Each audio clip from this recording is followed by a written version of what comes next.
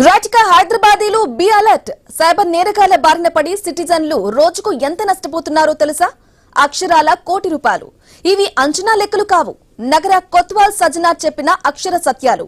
Cyber నేరగాళ్లు ఇతర రాష్ట్రాల్లో ఉండటంతో వారిని గుర్తించడం, డబ్బు రికవరీ చేయడం కష్టంగా మారిందన్నారు.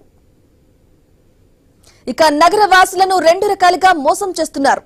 ఒకటి, పెట్టుబడి పేరుతో పెట్టిన డబ్బుకు డబుల్, ట్రిపుల్, 10 రెట్లు ఇస్తామంటే జనం నమ్మేస్తున్నారు. ఇంకా డిజిటల్ అరెస్టుతో మోసం చేస్తున్నారు. వృత్తులు, రిటైర్డ్ ఉద్యోగులను ఇలా టార్గెట్ చేస్తున్నారని సజ్జనార్ వివరించారు. ఇక అనుమానాస్పద కాల్స్ వస్తే డయల్ 100 కు ఫోన్ చేయాలన్నారు. ఏపీకే ఫైల్స్, ఓటీపీల విషయంలోనూ అలర్ట్ గా ఉండాలన్నారు. ఇక క్రిస్మస్, న్యూ ఇయర్, సంక్రాంతి పండుగల నేపథ్యంలో సైబర్ నేరగాళ్లు ఆఫర్ల పేరుతో మోసాలకు పాల్పడే అవకాశం ఉందని అలర్ట్ చేశారు సిపి సజ్జనార్. ఇతరులతో పంచుకోకుండా నేను జాగ్రత్త పడతాను. మరియు డిజిటల్ వంటి బెదిరింపు కాల్స్ కు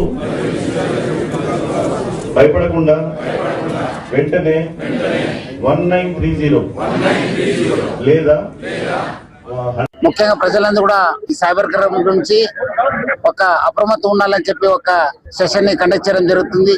అందరు కూడా తెలుసు, హైదరాబాద్ సిటీ పోలీసు గత 1 నెల నుంచి మంగళవారం లేదా శనివారం ప్రతి కాలనీ, ప్రతి మొహల్లాకు, ప్రతి రెసిడెంట్ వెల్ఫేర్ అసోసియేషన్ దగ్గర వెళ్ళి ఈ సైబర్ క్రైమ్స్ గురించి అవేర్నెస్ తీసుకోవడానికి ఒక కొత్త ప్రయత్నం చేయడం జరుగుతుంది. దేశంలో ఎక్కడ లేని విధంగా హైదరాబాద్ సిటీ పోలీసు ఈ ఒక కార్యక్రమం చేపడుతుంది. అదేవిధంగా సైబర్ క్రైమ్స్ లో వాలంటీరింగ్ చేయడానికి కూడా ఒక సింబా అని చెప్పి ఒక వాలంటీరింగ్ యాక్టివిటీ కూడా స్టార్ట్ చేయడం జరిగింది. చాలా ఒక మంచి స్పందన రావడం జరిగింది. ముఖ్యంగా